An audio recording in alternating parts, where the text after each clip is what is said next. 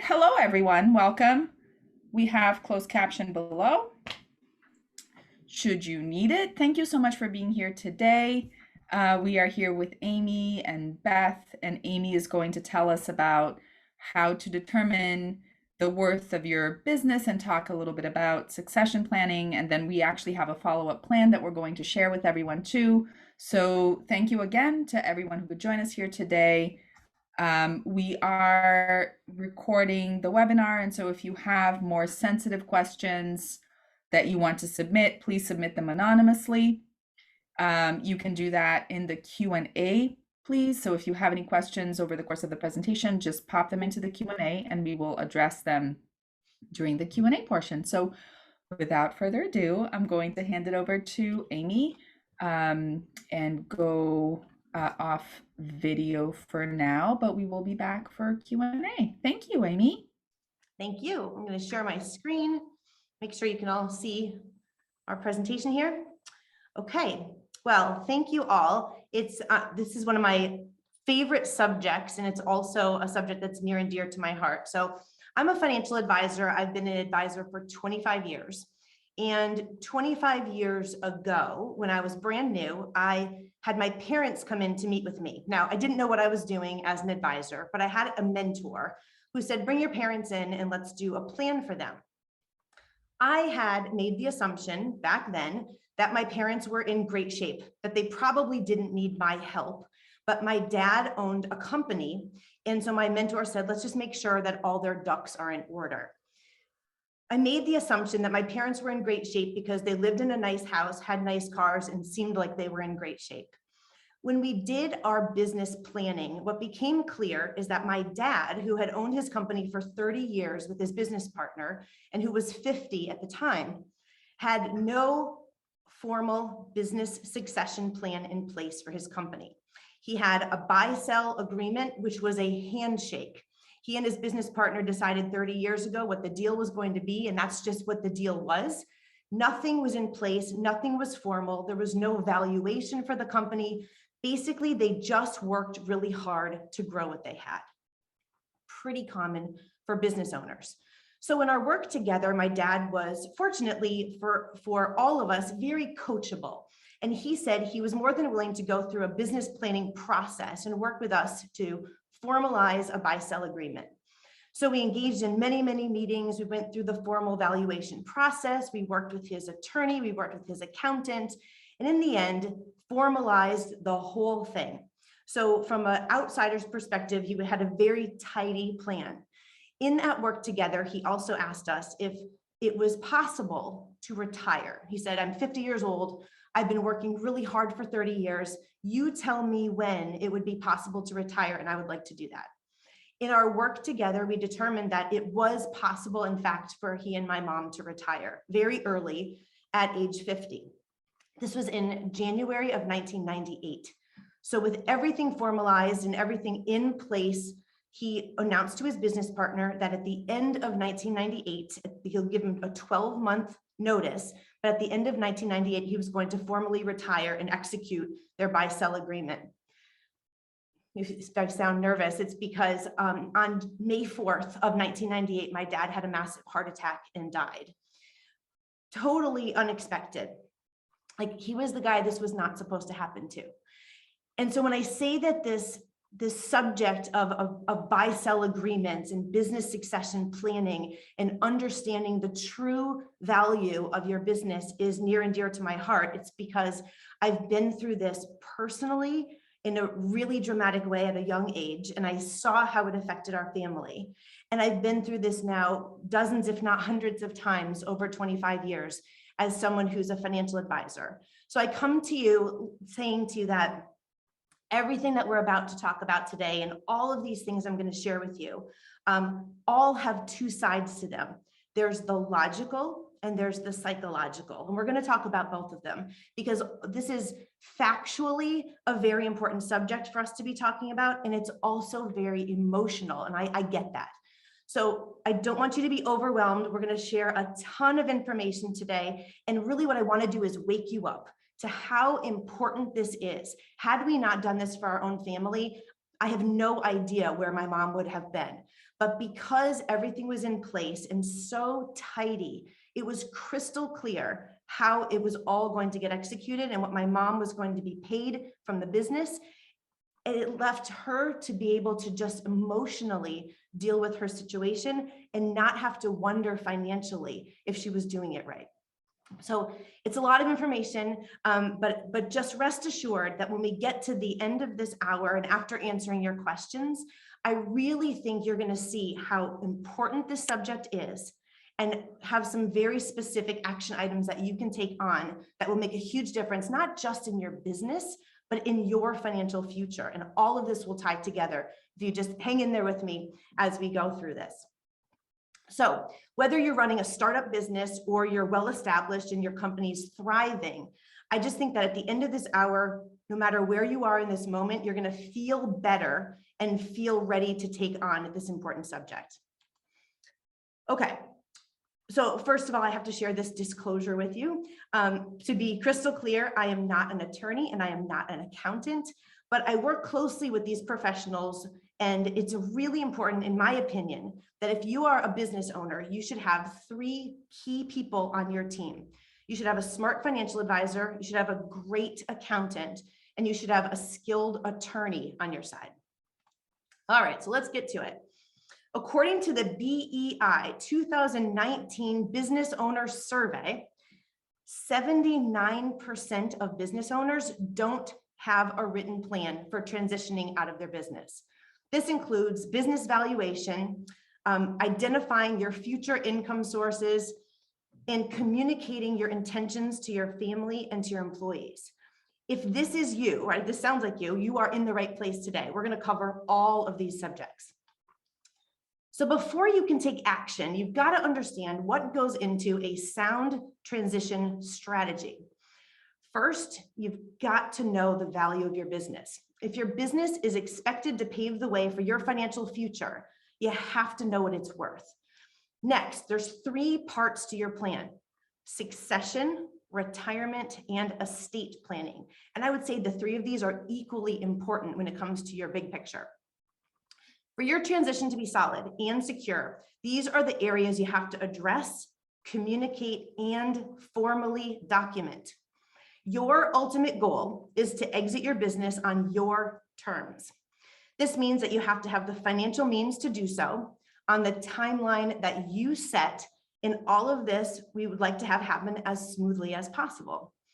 So what keeps business owners from taking these necessary steps? Why do business owners not have a plan of action? Well, some people think that they don't need to deal with these issues yet. They don't have the money to deal with them.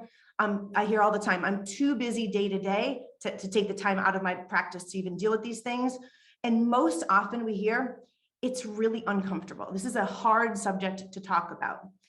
What we find is that when it comes to why business owners don't have a clear plan in place, it typically boils down to lack of time and no perceived need to deal with it. There's also an incredible need for education.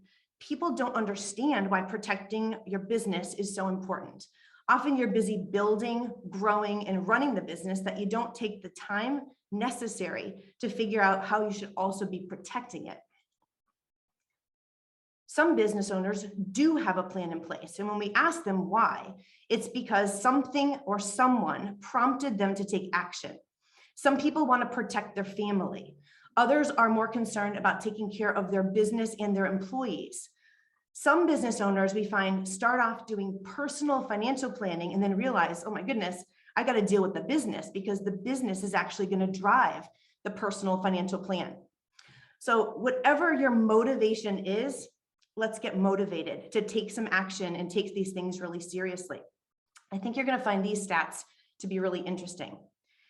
10% of business owners say they have no plan to ever exit. 80% of businesses put up for sale don't sell. And 66% of business owners say they haven't dealt with this because they actually don't even understand what the options are. So I have to tell you, a friend of mine, he's in his 60s. He and his brother run a company together in Massachusetts. and their 88-year-old dad was the founder of the company. Their 88-year-old dad still comes to work every day. Dad is still the president and CEO. Dad is still at 88, 100% owner of the company. There is no buy-sell agreement in place because he doesn't see any reason for him to retire. This is a guy, kid you not, who shows up every Friday to hand sign payroll checks. No direct deposit. He actually hands out the checks to all the employees weekly. Who still has weekly payroll? These poor guys, the brothers in the company, don't see a way around their dad. It's such an uncomfortable conversation. They don't want to upset him. But in the meantime, they not only cannot move forward, but they're worried that their business, because technologically they're not moving forward, they're losing customers because dad still wants to be the account manager for some of them. They're worried that the business is losing value because they just have no plan in place. And yet they're just not even sure how to address the issue. Obviously, this can be a very emotional topic for people. So why would a business owner not exit? Some people are so closely tied to the business that it is their identity. They can't imagine not being the president of something any longer. And I get it, right? You can appreciate that. Or more often we see this, that people have created a lifestyle tied to the business. They can't afford to exit because they get so many perks from the company. They don't want to give up the whole package deal. So often this fear of not being able to leave or not knowing how to leave or not knowing if you can leave is from lack of clarity, right? I always see this. When there's fear, it's typically because they're just not clear what their options are. So if you don't know what your business is truly worth, then it's really unclear what your life can look like once you sell it. Again, highly emotional subject. Let's face it, there's a lot of pride and ego also tied to this conversation. We all want to believe that we have a company that's really marketable, that somebody's going to come along someday and pay us a whole bunch of money, that we're going to exit gracefully and move into retirement and continue with the lifestyle that we've been used to being the business owner. But what if this isn't possible? Like, how do you even know if this is possible for yourself? Well, some work has to be done. Somebody's got to analyze what you've got so you know what it's actually worth. When I meet with a business owner for the first time, I always ask, do you have a sense of what your business is worth? Now, some people have done the formal process, right? They've hired an outside consultant to come in and value the company in a formalized way. Some business owners will share with me some kind of multiple of earnings, and they'll give me a hunch or a best guess what they think their business is worth. And others tell me they haven't gone through any process yet because they're actually afraid of what the outcome is going to be. What if it's not worth what I think it's worth? What if it's not worth what I need it to be worth in order to retire? They fear that selling is not an option. So these are the questions that people are asking themselves, and then they get stuck and they don't take the action steps that they need to solve this mystery of what the business is worth. So according to the MassMutual Business Owner Perspective Study, 2/3, 59% of business owners say that they've had their business valued in the last 3 years. But 25%, 1/4 of these people did their own valuation. In addition, the study indicates that business owners might not know what their true value actually is.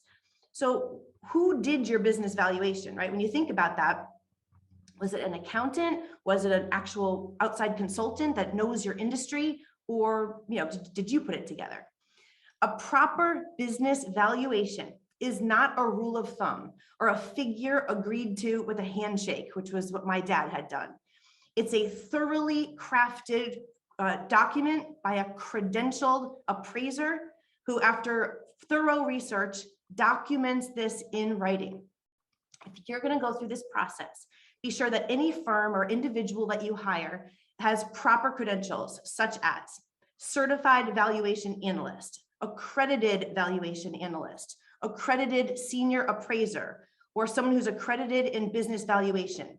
You don't want your succession plan, your retirement, or your estate plan derailed because you have an unsubstantiated business valuation.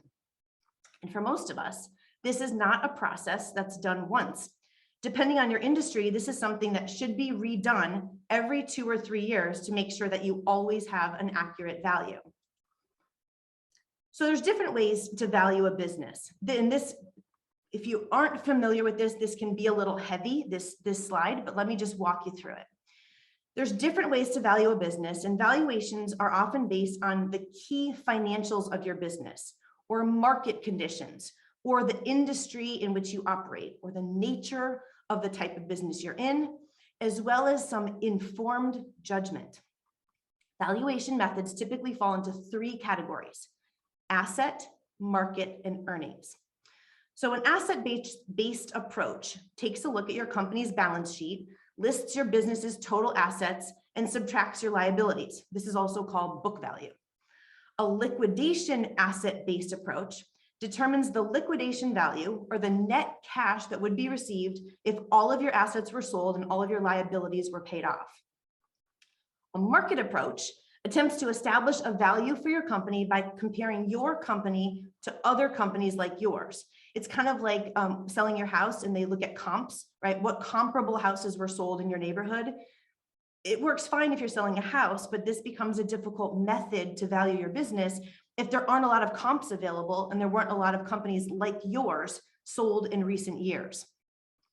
And then there's an earnings value approach. The earnings value is based on the idea that a business's value lies in its ability to produce wealth in the future. So is your head spinning yet? If you're starting to feel some low-grade anxiety, it's totally understandable. These are all really important things to consider, but they can also be overwhelming if you try to figure this out on your own.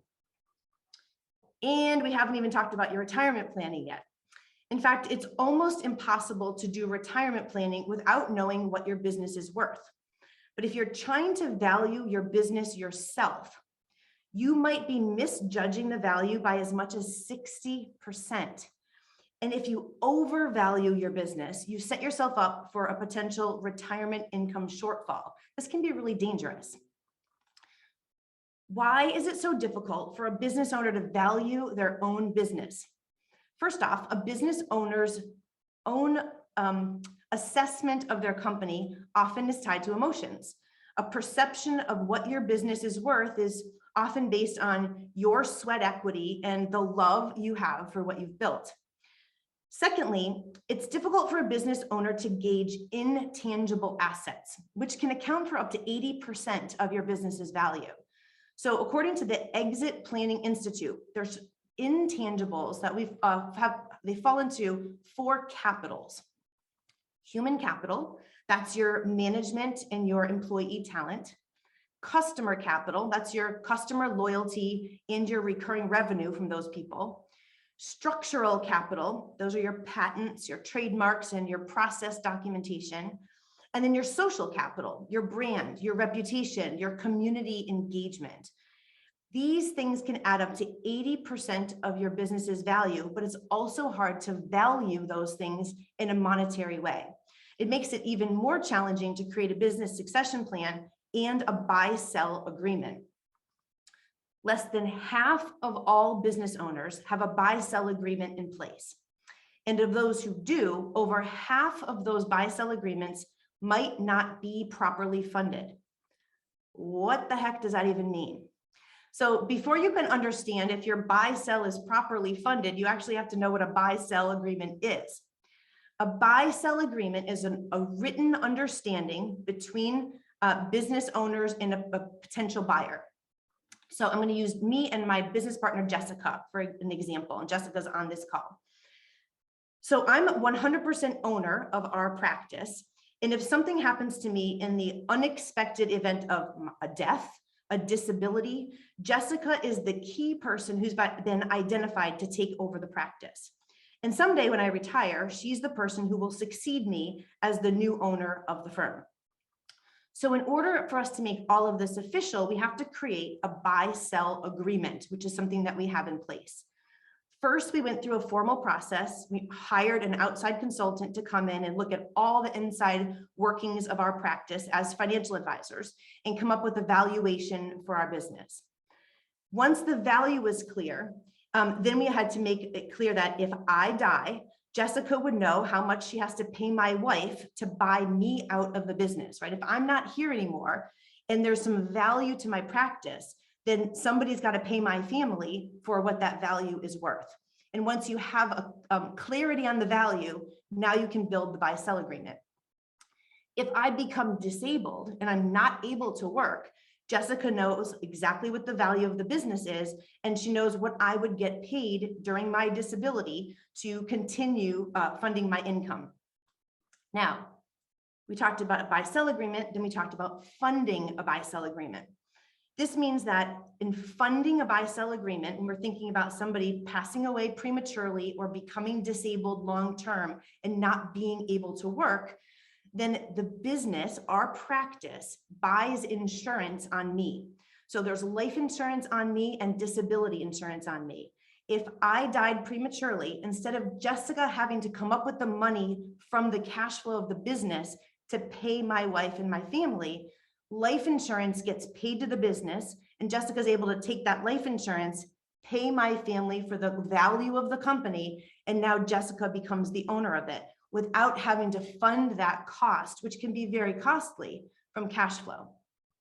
And if I were to become disabled and not able to contribute to the business anymore, disability insurance, we mitigate this risk to the insurance company, and the disability policy is going to continue to pay me so that the business doesn't have to pay me.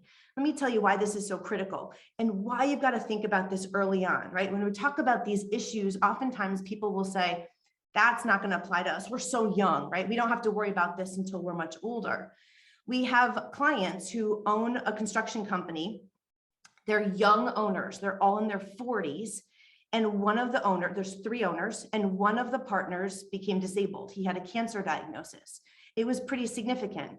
He was out of work, going through treatment, having surgery, going through chemo and radiation, and clearly unable to work, unable to contribute to the business. But during that time, they had no buy-sell agreement and they had no insurance. So the business kept paying him his salary because they believed it was the right thing to do. And I'm not arguing with that, but it's also the expensive way to do it. They paid him his salary for 2 years, while they also had to search for a replacement for him because they just needed additional help. And ultimately he passed away. His transition out of the business without going through a formal valuation process and without having a buy-sell agreement in place cost them $500,000 over the course of a couple of years, all of which could have been a couple $1,000s if they had funded a buy-sell agreement with the right insurance. So these are not hard things to do. They are hard things to talk about. And that's why having this type of tough conversation among business owners and successors is really important. So we've got to plan in advance so you can avoid common mistakes and common problems that business owners come up with. So when you think about common issues and tough conversations, the first one is having, this slide says an underfunded buy-sell agreement. I've never seen an underfunded. I've seen a not funded at all, which can really be a problem. So that's one we've already covered. Retirement income shortfall. What does that mean? So a retirement income shortfall means you're counting on the business to fund your retirement. But what if you're not saving any more money into anything outside of the business? That can be a real problem if you're putting all of your eggs in one basket. Lack of liquidity in the estate, right? Sounds very formal, but this means that when a business owner dies and all of their net worth is tied up in the business, which is pretty common, that their heirs, when they inherit the business, also inherit an estate tax. There's a tax that has to be paid in a very finite period of time. And there's no money, no liquidity, no other investments to pay that from. And that means that they've got to pay it from the estate itself, which means they have to sell the business. We've seen this happen over and over where the business has to get sold because there's no other money to pay the tax. And last is inequality in the distribution of assets to heirs, or this is also disagreements among family. What happens when you have 3 kids, 2 are in the business, 1 is not, and mom and dad pass away who owned the business, and they leave it to the kids equally? Many parents believe in fair and equal among their children. And we've seen this where the 2 kids who've been in the business for 25 years, working in it and building it, receive 2/3 of the business when their parents are gone, and 1/3 goes to the sibling who's not at all involved in the business. This creates all kinds of disagreements and real resentment among family members. It's important to diversify your investments outside of your business. And I know you know this, right? Diversifying is so important. But when it comes to investing, like I said, many business owners put all their eggs in one basket, which is their company. Now, this used to be a harder concept to explain before the pandemic, but let me use this as an example. Let's say you're a really successful commercial real estate owner, right? You own dozens and dozens of properties, and all of your income, all of your net worth, it's all derived from all of your great customers living in your spaces commercially, paying their lease payments. Then we have a pandemic, and now all of those great people occupying your space can't pay their rent. The tenants stop paying for an extended period of time. What do you do for cash flow? If all of your money is tied up in the business, and now there's no extra money and there's no cash flow, you are stuck. What if instead, over the years, when you could afford to, you started investing outside of your business also? Maybe you built an investment account for years so that you'd have a cushion or an emergency fund to rely on for stability during the pandemic. We've coached clients on this for years and years and years. People think an emergency fund, it's so conservative. And then during the pandemic, over and over, we heard from people, now we see why we had to have that emergency fund set up, right? You really just need that stopgap, that cushion when cash flow slows down or even stops for a period of time. So it's important for business owners to take a look at how you're saving and make sure you're diversifying your investments. And it's not easy to do, especially if you believe that the best return on your money is to put it back into your own company. I get that. We're all very biased in that way. So when you're thinking about your business and investing and the income that you receive from it, are you clear on what your business pays you? It's an interesting question, because when I ask people what the true value is of their compensation, most often business owners will tell me their salary, their draw, bonuses maybe that they receive, and that's what they think the value of the business is. But there's a lot of other benefits that you have to be thinking about. Health insurance, life insurance, a company paid car or travel allowance, rent paid to your real estate by your own company, stock options that you might be receiving. Remember, when you're no longer running your business, you need to find other ways to pay for all of these additional things. You can't run expenses through a business anymore if you don't own the business anymore. We have many examples of a business owner earning $100,000 of income, but also taking about $100,000 additional dollars out in perks. So I was recently helping a business owner with some retirement income planning. He estimated that he and his husband, once they got to retirement, would need about $8,000 per month to live on. But he forgot to account for extra cost of travel. So we built that into his plan. But he also forgot the $1,000 a month that the business gives him for a car, and the cell phone package that he's had paid for 20 years through the business, and $4,000 a month that he gets from rental income because his business is in a building that he also owns. All of these things are just part of their lifestyle, but when the business and or the building gets sold, then those are expenses that you have to pay for personally. And this wasn't something that he had taken into account. So have you thought about, in addition to all these things that I've already mentioned, have you thought about how will you actually exit the business? So when you think about retirement, there are several ways that this can go. One is a clean break. You sell the company, you've got enough money, you move on, no strings attached, it's just over. Sometimes, however, you will be asked by the buyer to stay retained, to stay with the business and help them through a transition plan. And that's a possibility. Sometimes you give up ownership, but you become a consultant and you have a part-time gig and you can help the new management team. And that could be very lucrative for you if it's created in a way that works for you and works for the new owners. And then some people have no plan at all to exit, which I talked about before. And that can be very difficult for the buyers. That can be very difficult for the existing employees. And it can create a lot of landmines, a lot of resentment if someone is just unwilling to exit. So I have 2 examples to share with you, super interesting. We had 4 clients who sold their companies in the past year. One client sold the company in December. He sold the company, cashed out, but then he had a 2-year employment agreement. So they're retaining him for 24 months to work through the transition. And that was built into the sale. He hates his job now. It is only March. He's 3 months into this deal. He's got a pile of money over here, but he hates working for someone else. And he just doesn't even know how he's going to get through the next 22 months. We have another client who sold their business in January, and he's so happy that he's been retained for 1 year. He has to work till the end of 22. He loves it. He doesn't have any responsibilities. He said, I get to punch a clock for the first time in decades. And if he stays until the end of the year, he also gets a significant retention bonus. So he loves the way that it was worked out for him.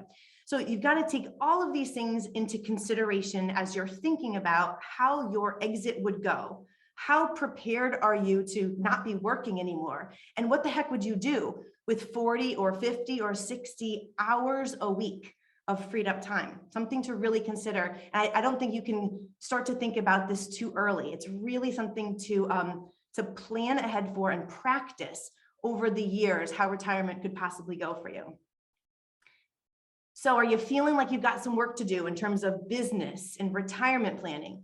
We haven't even talked about estate planning. This is another huge topic.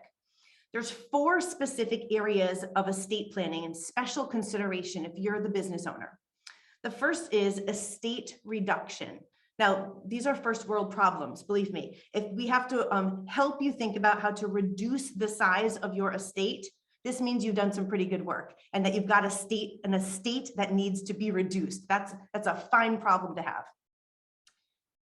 We have to reduce the size of your estate if you have to pay estate taxes. And so there are very strategic things that we can help clients do to reduce their estate in order to avoid taxes for the next generation.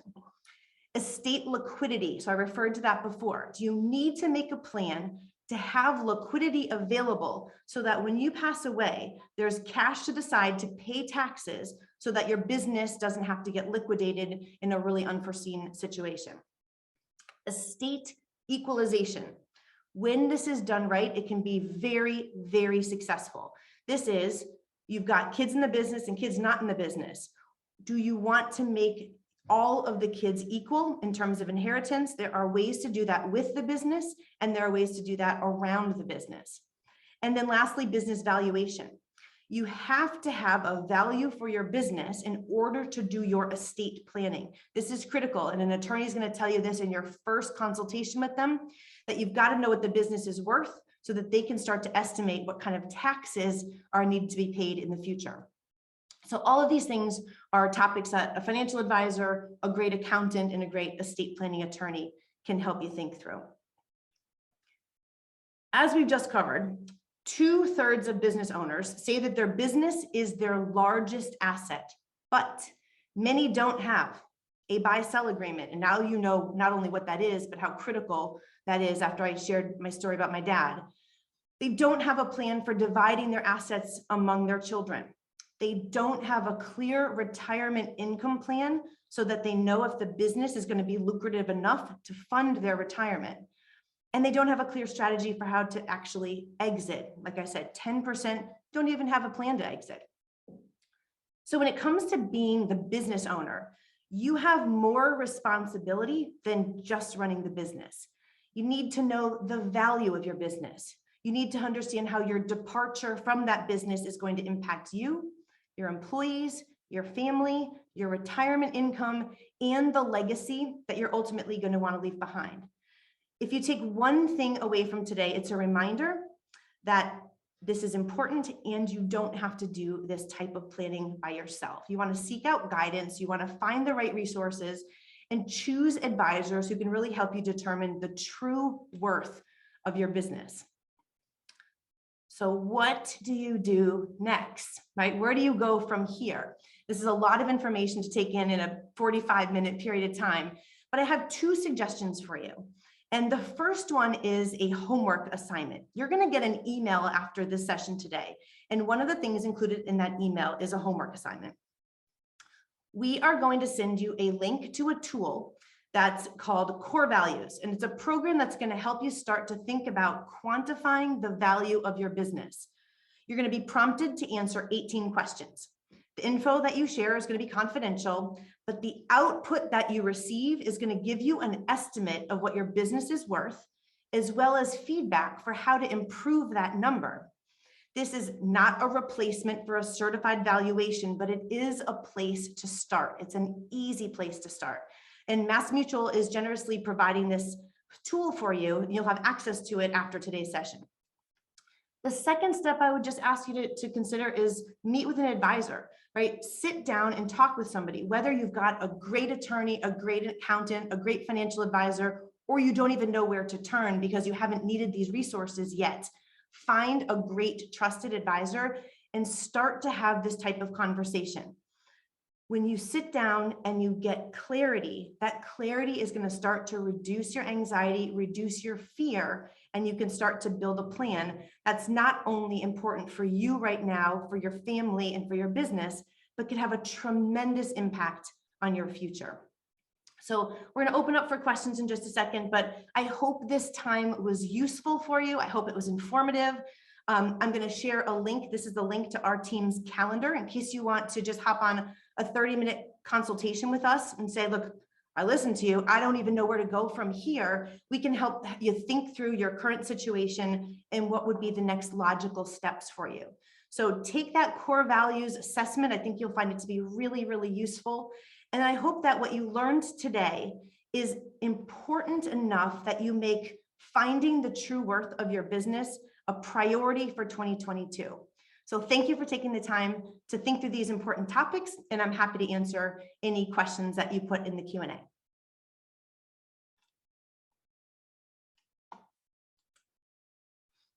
The answer is, let's see. So someone asked if we're going to share the recorded session. We are going to share the recorded session. I'm also in the email that we send with the follow-up. We'll have the link to my calendar, the link to the assessment, and I'm going to just send the slide deck so you have all this information as well.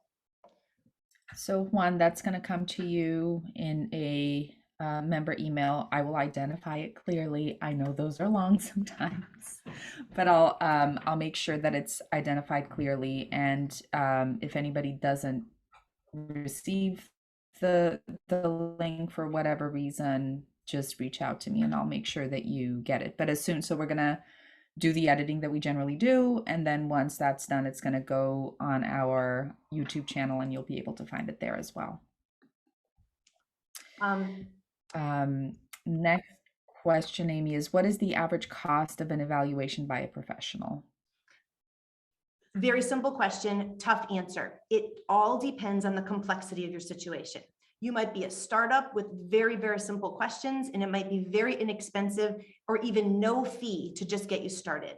For someone who has an established business and needs to do all of these different pieces, create a buy sell, interface with all of your different advisors, it could be, anywhere from $2,500, $5,000 up to $10,000, really depending on the complexity. I hesitate to answer specifics like that because it depends on the industry and what it is you need.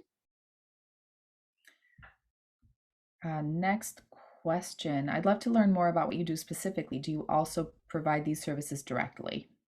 Yeah. So if you're interested in learning more, again, it depends on each individual's circumstances. I would just say hop on a 30-minute consultation call. There's no cost to do it.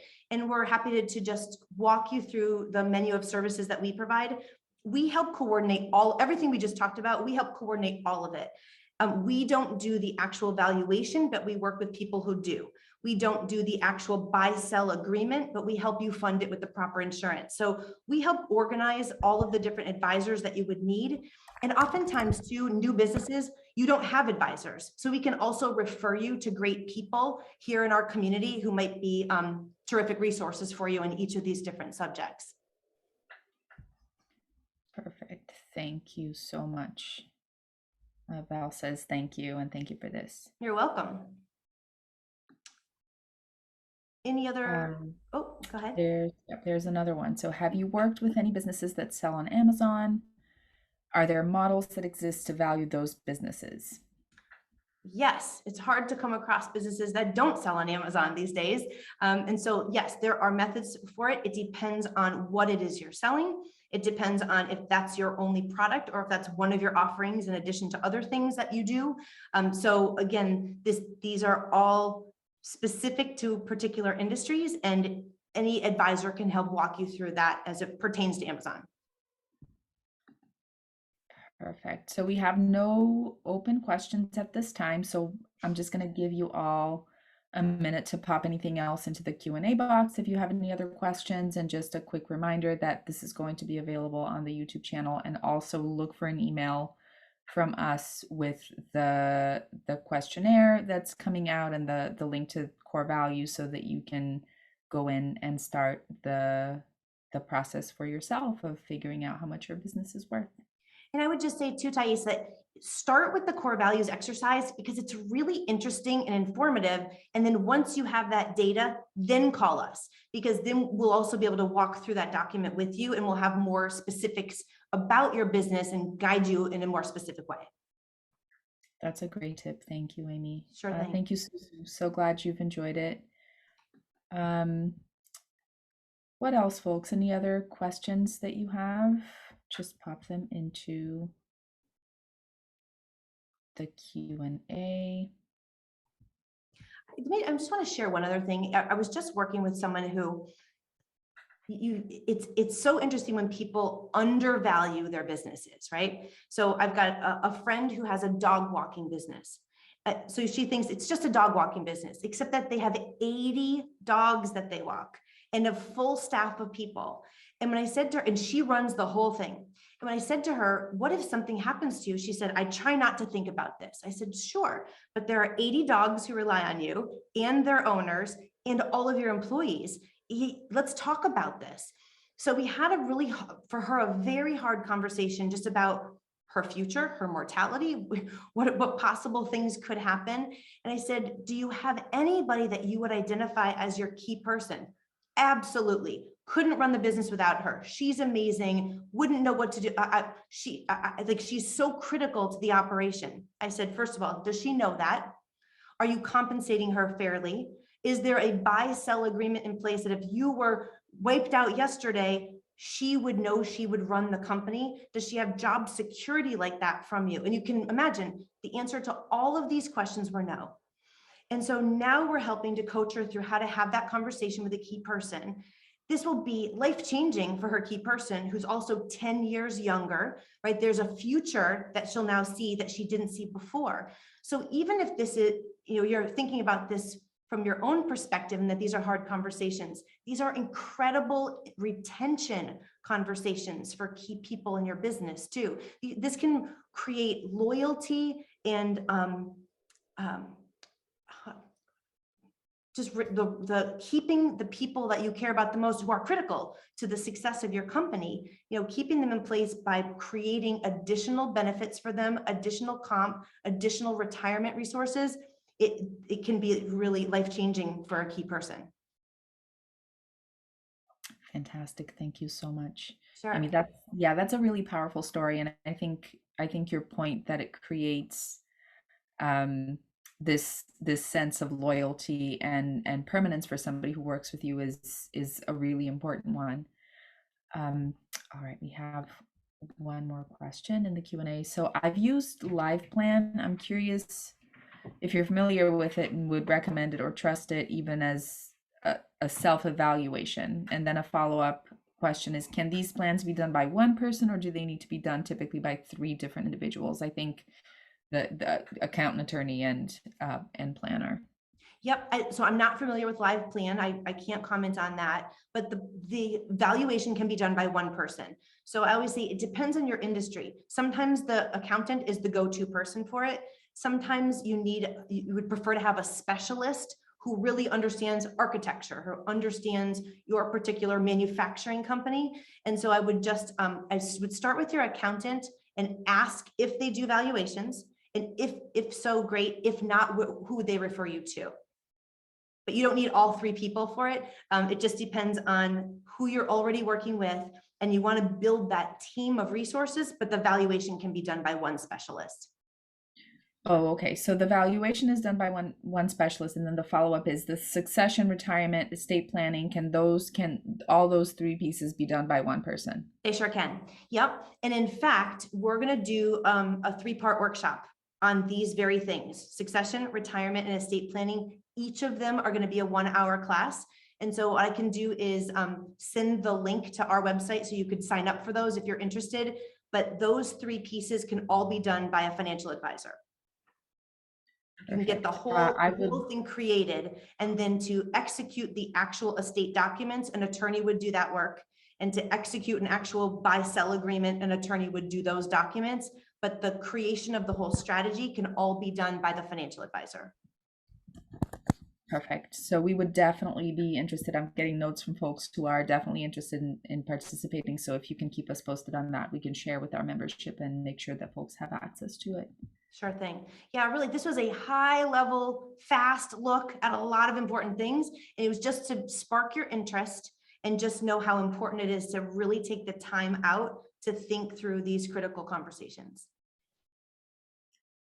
Fantastic. Well, I think I'll just take a moment to thank you, see if anything else gets popped into the Q&A box. But thank you so much. Thank you, Beth, for being here today. Thank you, Amy. This was really amazing. Really appreciate your expertise. Really appreciate the fact that you took the time to be here with us today. I keep saying that our members are just such an amazing resource, and I am so thankful to all of you and to everything that you bring to the table. This is such valuable information for our businesses, and we really appreciate you. Thank you for doing this today. And Beth, thank you to MassMutual for making Core Value available to our members, and for everything you do to support the Chamber. We really appreciate you.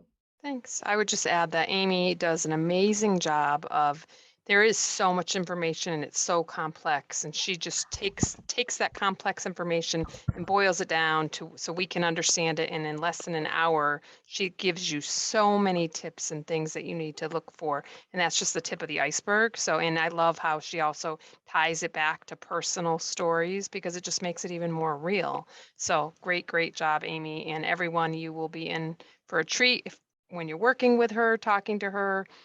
Hopefully you all can attend her 3 sessions that she mentioned as well. So thank you for giving us this opportunity to help your members. Thank you. Thank you so much. So as always, if anybody has any questions, please feel free to reach out.